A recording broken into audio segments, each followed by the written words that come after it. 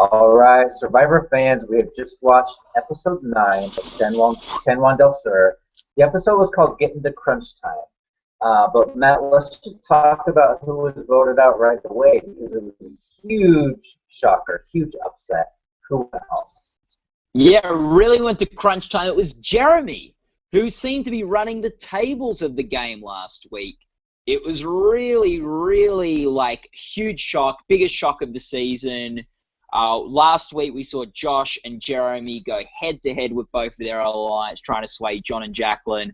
We thought whoever won that showdown would be in a very commanding position going forward, not getting like booted the very next week. And you know, maybe Josh and Jeremy was so focused on each other they lost sight of the big game. And you know, Jeremy was able to beat Josh, but he wasn't able to save himself the next week. Right, and I wonder if how much Exile Island played into this. If Jeremy hadn't gone to exile and found out that the idol was missing, then he wouldn't have mistrusted John, and John wouldn't have realized that he was mistrusted. So, if anybody else had gone to exile, Jeremy would probably still be in the game. Would you agree with that? Yes, it does seem like that was the trigger for John to make his move on Jeremy. Although we did hear last week that John was keen to get rid of Jeremy. Like, he was worried that Jeremy would be a big jury threat at the end, sort of Jacqueline talked him down. Like, I think he saw that caused an opportunity for John to justify making a move against Jeremy. And, like, you know, I think it's better to have made the move when you've got the opportunity, when you can rally the numbers, necessarily rather than going, oh, well, I'll wait 2 weeks where the numbers might not be with you. If you've got those numbers against someone you're targeting, go for it when you've got them.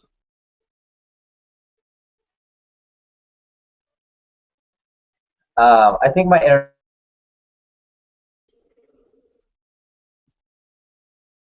Yeah, Marcus. Sorry? What I wanted to add real fast was that, you know, even though I loved Jeremy, I think he was probably the best player. If I was on the show, I would have probably voted him out also, just because he wouldn't have won the game. So, as much as I hate Jeremy leaving, it was probably the best move for these guys to do.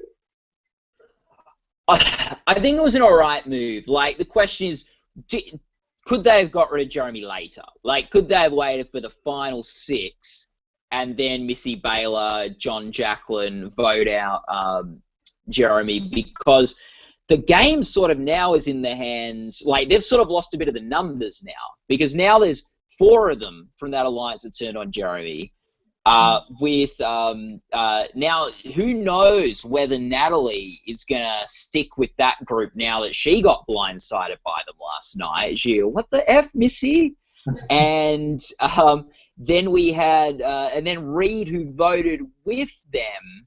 Like, I don't think he's, like, going to be, like, loyal to them completely. Like, maybe he'll stick with them. Maybe they'll be able to convince him that it's in his best interest. But he's by no means attached to the hip with them. So, you know, they voted out his boyfriend last week. So they're now sort of at the mercy of Natalie and Reed as to whether they can keep the numbers in this game.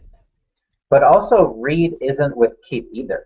Reed found out Keith had an idol by snooping in his bag, and he told the other alliance that. So Reed is really in the middle here. Who knows where he's going to go? And I wonder, why didn't we see the scene where Reed agreed to, you know, John and Jacqueline and Missy and Baylor? Why he joined them in the vote to vote out Jeremy, but we didn't see that on TV. Yeah, we saw him go to Missy with the information about Keith's idol. So I can imagine that maybe Missy is the person he's closest to in that group. So maybe she's the one who told him what was going down. Because I guess that group needed the 5 votes just to make sure they had a majority there, to make sure nothing could have backfired on them. So they got Reed on board. They must have talked to Reed, because I think he would have voted for Keith, because he was sort of gunning for Keith. So someone must have said to him, nah, don't vote for Keith, vote for Jeremy.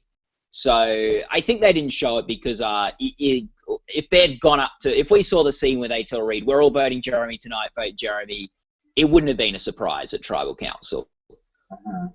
And you mentioned Natalie just a little bit ago. Natalie actually is predicted to go home next based on Gold Derby predictions. And you know what? These people could be right because she was with Jeremy. They were 1-1. They were basically a couple because they lost their own couple, early in the game. But now that Jeremy's gone, Natalie's probably going to flip out. She's probably going to annoy a lot of people, and she could easily go home next. I don't see it. Like, maybe she could. If she flips out and causes hell, maybe people just get rid of her. But I think there are bigger targets for people. Like who? I think John. I think could now be a move made against John. Some people know he's got an idol. If Reed goes back with that other crew, Natalie will be key. Like, John has flipped on a lot of people now. He's lied to at least half of that group. And he's an immunity threat. So I could see them going for John. I could see the group turning on Reed and going, oh, Reed, he's a big player. He's playing to win. Let's get rid of Reed. And I could see Keith with that idol becoming a big target of wanting to flush that idol from Keith, so splitting votes on him and Wes and breaking up that couple. So I think Natalie should be fine next week, unless she does something really stupid. Last week in our Slugfest, you mentioned that Jacqueline could win, and I think you might have been onto something, and I didn't realize it until later on. But like, John is the one that's making all the decisions. At least that's what people think. So if one of those two couples, if John or Jacqueline are going to be voted out, it's going to be John. Jacqueline doesn't look like a big threat. No one's going to want to vote her out. She could easily make it to the final 2 or final 3, at which place she will probably get everyone's votes to win. Yeah, I think she's playing a pretty smart game so far. She seems to be the voice of reason in the John-Jacqueline couple. Not that she's always right and everything. I think, maybe his idea to get rid of Jeremy this week was a good one. But, she seems like she's keeping her head above water and she's playing a good enough game where she could maybe make a case at the end. And especially if, like, John gets cut. And I think it's going to be hard for John to get to the final 3 because he's flipping a lot and he's a bit of a threat in a lot of ways. So I could see her sitting in between a Missy and Baylor at the end and being the person who gets all the votes or a lot of the votes. Or see her sitting, in between. Yeah, she's someone who I think could get votes at the end of the game because I think she's playing a good game, but she's not ruffling a whole lot of feathers. And how many episodes does John basically brag about saying, oh, I could have gone with this alliance or this alliance, but I went with this one? Well, that means you pissed off everyone in the other one. So people, you may be making these 5 people happy, but you made these 5 people very, very angry.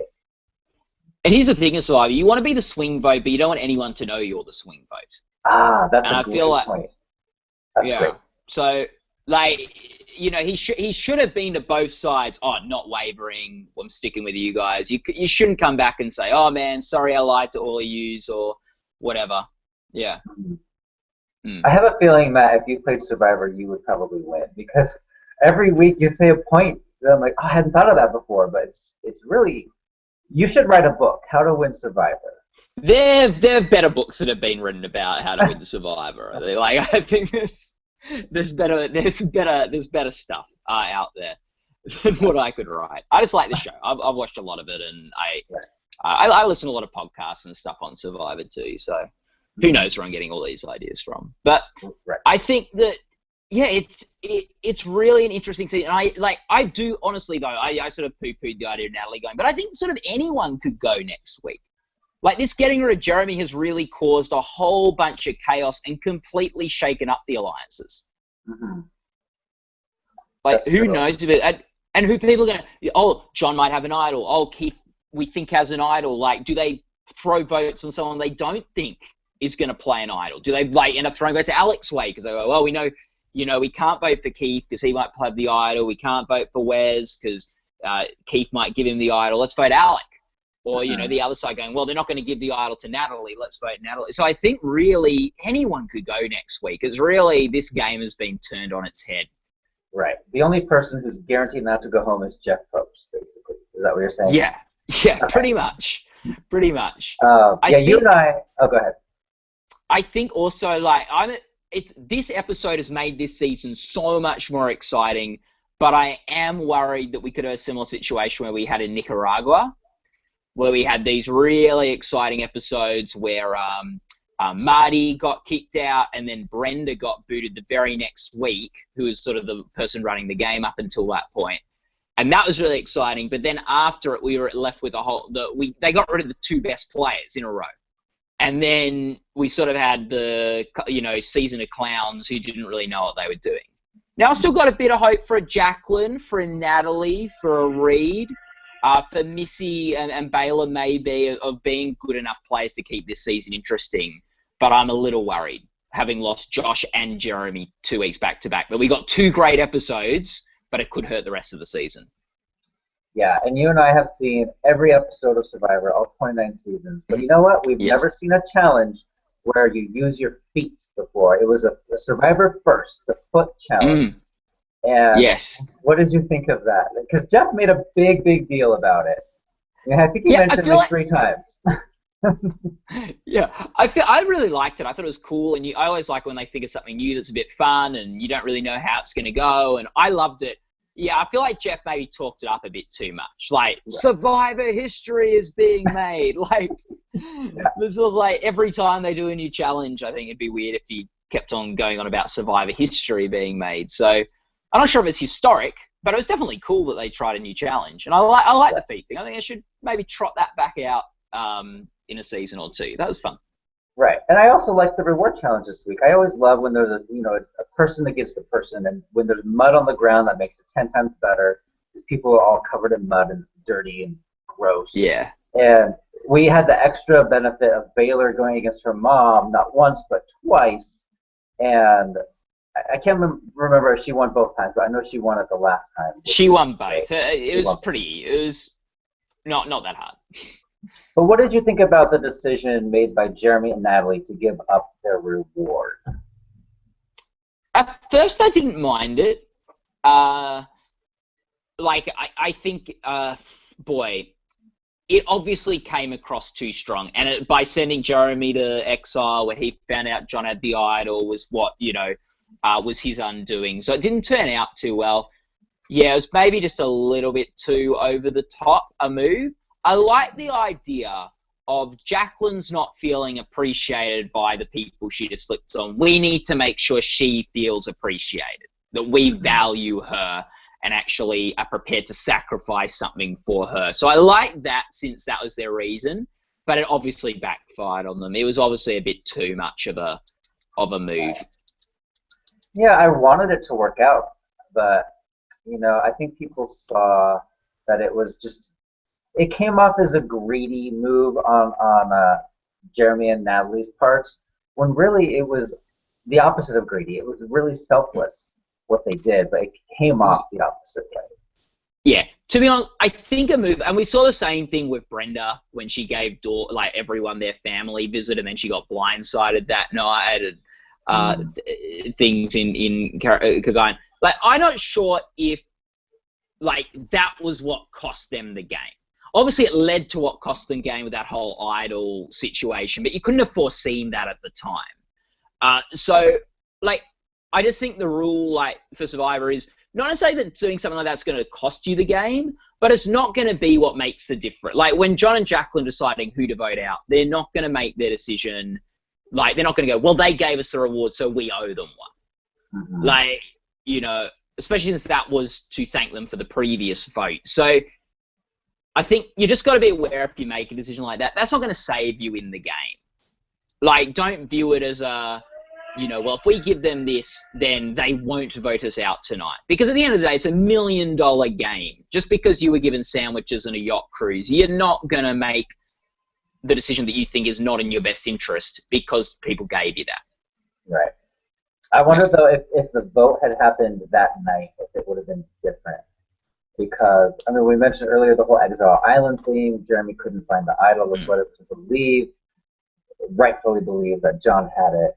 And John could have, John didn't tell anyone except for Missy, which tells you that he wasn't going to keep Jeremy in the game anyway, because he obviously didn't trust him. So if he doesn't want to go, it would have happened next week. Yeah. But it may have not. It may have backfired on John next week. Maybe Jeremy would have picked up the scent and mounted an attack against John, and it would have So it was. Yeah, that's why blindsides are so good in Survivor. You can orchestrate them. It doesn't give Jeremy or whoever you're blindsiding a chance to mount a counter challenge against you, and that's why. It may have been a week or two too soon to make this move with the numbers, but this may have been the only week he had to make the move. And I know we've seen people like Boston Rob run away with the season because when people have thought about making a move against him, it's just been too late to rally the numbers. Right. And what about Reid's decision to go through Keith's bag? Was that because it's kind of controversial? People on both sides. Some people say he shouldn't have done that. Some people say, "Hey, it's Survivor. You could do anything you want." Yeah, I think fair enough. Like, I sort of don't like watching that. I'm sort of a bit like, it seems a bit bad. Like, it's more just like just easy strategy just to search people's bag. But at the same time, I think, you don't want Survivor clogged up with rules. And I think it's better to just have people make up their own rules. And we've seen, like, in Fiji, someone looked in Yauman's bag, he found the idol, and he got voted out because of that. So that can backfire, like, depending on the diet. So you've got to read the group and go, is the group going to not respect this and vote me out because of this? Or are they going to want to vote out Keith?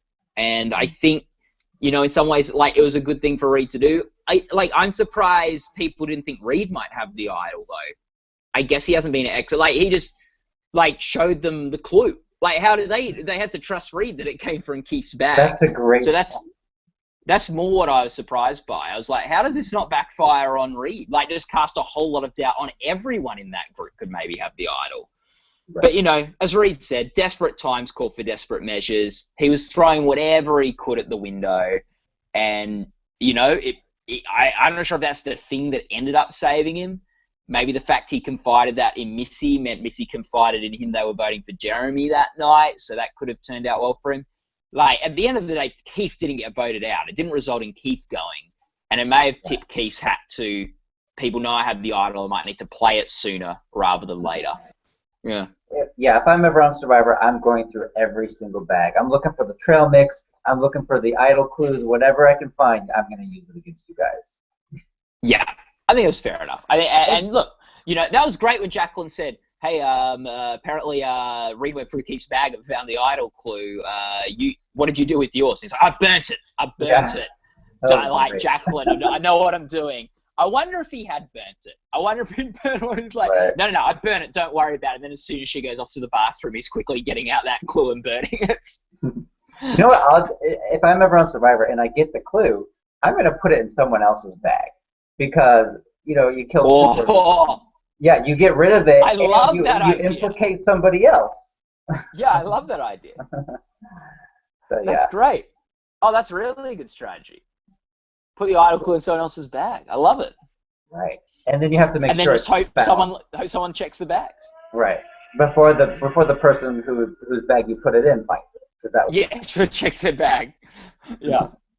So okay, let's look at the odds here at GoldDerby.com. People think the winner of Survivor San Juan del Sur will be John Mish. He came out of nowhere. He was always at the bottom of the charts. But now that Jeremy's gone, now that Josh is gone, people are going down to their choices, and it'll say John has the most odds here to win. He could win. He's got a good story. He's made some big moves. He's in an alliance that may or may not have the numbers, depending on how that swing goes next week with Natalie and Reid, where their votes end up. And yeah, he could maybe even an immunity threat. He could even win a couple of immunity challenges at the end that could help him get to the end. I don't think that's a crazy prediction for the win.